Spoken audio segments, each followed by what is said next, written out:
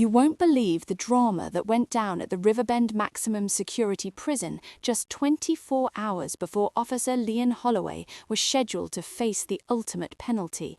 Now, Lian wasn't just any inmate. He was a former canine handler who had been convicted of a high-profile betrayal that left a fellow officer dead during a raid. The whole city called him a traitor, but the man had one final request that stopped the warden in his tracks. He didn't ask for a fancy meal or a priest. He asked to see his former partner, a yellow Labrador named Dalyin, who had been rotting in a high-kill shelter ever since the arrest. The conflict here was thick enough to cut with a knife. Lian's former boss, Captain Maurice Strand, was the one who had testified against him, claiming Lian had turned dirty. But when Dalyin was led into that cold, grey visitation room, the power switch happened instantly. Strand was there to watch the last goodbye, but the dog didn't act like a grieving pet. Dalyin went into a full tactical alert, but he wasn't barking at Lian. He was snarling at Captain Strand. The emotional climax hit when Dalyin began digging at the floorboards near the visitation table, uncovering a microchip that had been taped there months ago. As the guards tried to pull the dog away, curiosity turned to pure fear for Strand. The arc shifted to suspense as the warden realized the dog was performing a specific evidence recovery alert he was never trained to do for Lian. It turned out Lian had been set up by Strand, and Dalyin was the only witness who knew the truth. The relief that flooded the room when the execution was stayed just minutes before the deadline was something the guards still talk about today. This wasn't just a rescue of a dog, it was a dog rescuing a man from the highest betrayal imaginable. The fluorescent lights in the death row hallway hummed with a sound that felt like it was drilling directly into Lian Holloway's skull.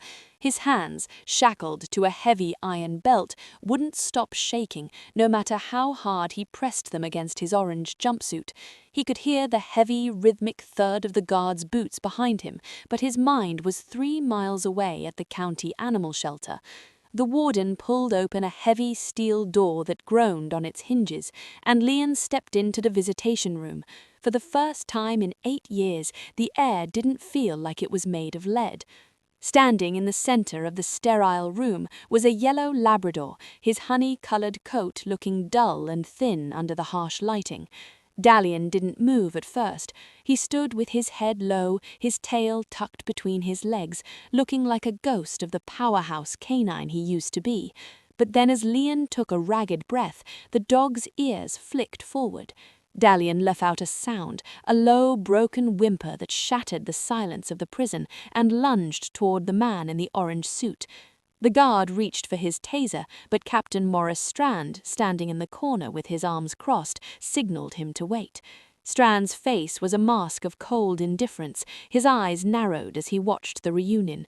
Lian fell to his knees, the shackles clinking loudly as he buried his face in the Labrador's neck. The smell of the dog, wet fur and old leather brought back a flood of memories from the night of the raid. It was the night his life ended, even though his heart kept beating. Every breath Dalyin took was a sharp, rapid puff against Lian's ear, a sensory reminder of the life they had shared on the streets. But then something changed. Dalyin's body went from soft and shaking to rigid as a steel beam. The Labrador pulled back, his nostrils flaring as he sucked in the air around the room. Suddenly, Dalyin let out a sharp, ear-piercing bark that echoed off the cinder-block walls like a gunshot. He wasn't looking at Lian anymore. His dark eyes were locked on Captain Strand, and the hair along his spine was standing straight up. Strand took a step back, his hand instinctively dropping to the holster at his hip. The calm composure on his face began to crack, replaced with a twitch at the corner of his mouth. "The dog's unstable, Warden," Strand snapped, his voice climbing an octave. "He's been in that shelter too long. Get him out of here before he bites someone." But Dalyin wasn't biting. He began to circle Strand, a low, guttural vibration coming from his chest that sounded like a motor turning over. It was a tactical search pattern, one they used for hidden evidence. Lian watched, his heart hammering against his ribs, as Dalyin suddenly dove toward the heavy wooden desk where the warden's files were stacked. The dog began scratching frantically at the floor molding, directly beneath where Strand was standing. Dalyin's claws screeched against the linoleum, a desperate, rhythmic sound that demanded attention. Strand tried to shove the dog away with his boot, but the warden stepped forward, his eyes narrowing with a sudden, sharp interest.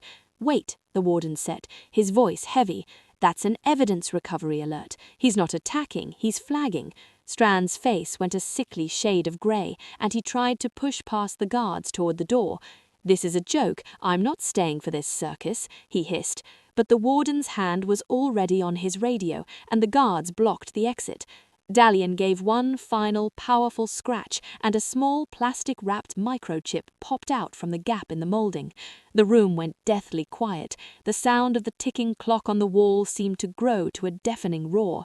Lian looked from the microchip to the man who'd had testified against him, the realization hitting him like a physical punch to the gut. Strand hadn't just set him up, he had hidden the proof of the evidence tampering ring right here in the prison's own visitation wing, thinking nobody would ever look under the warden's nose. As the warden picked up the chip, Strand made a desperate lunge for the weapon on the guard's belt. The room exploded into motion, a blur of blue uniforms and shouting. Dalyin didn't hesitate. He launched himself at Strand's arm, his jaws locking onto the sleeve of the captain's expensive jacket. The weight of the 90-pound Labrador slammed Strand into the wall, pinning him there as the other guards swarmed in. Lian felt the floor drop out from under him as he watched the man who destroyed his life being forced into handcuffs. The warden held the chip like it was a live grenade, his eyes fixed on the digital evidence that could clear Lian's name. "Get the DA on the line," the warden shouted over the chaos, "and tell the governor we have a major problem with the Holloway case." Lian sat on the floor, his eyes blurred with tears, as Dalyin walked back over and sat firmly on his feet, refusing to let go. The sun began to rise over the razor-wired walls of Riverbend, but for the first time in 8 years it didn't feel like a countdown to darkness. Lian sat in his cell, his orange jumpsuit replaced by the civilian clothes he had arrived in nearly a decade ago. He could hear the heavy steel gates at the end of the block sliding open, but the sound didn't bring the usual wave of nausea. The warden walked down the row, his footsteps echoing on the polished concrete, and stopped in front of Lian's bars. "The DA verified the files on that chip, Lian," the warden said, his voice unusually soft. "It contains the original audio from the raid. Strand's voice is on there, giving the order to execute Lieutenant Voss."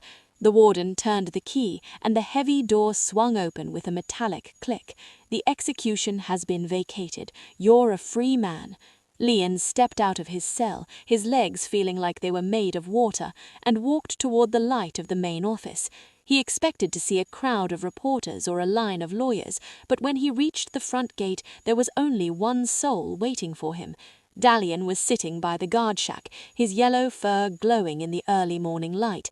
The dog didn't bark this time. He just waited until Lian reached him, then let out a long sigh and leaned his entire weight against Lian's legs.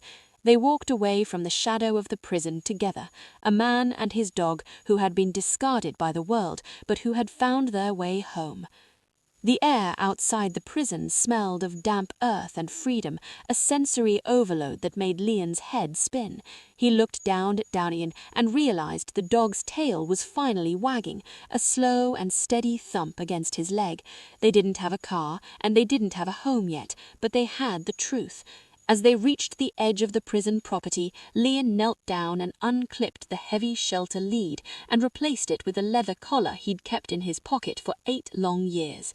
"Let's go home, partner," Lian whispered, his voice finally steady. Dalyin let out a happy, sharp bark and sprinted ahead into the grass, circling back every few seconds to make sure Lian was still there. The betrayal was over, and the man who was hours from death was now walking into a future he thought was impossible. They disappeared into the distance, a man and his dog, proving that loyalty is a force that even the strongest prison walls can't contain.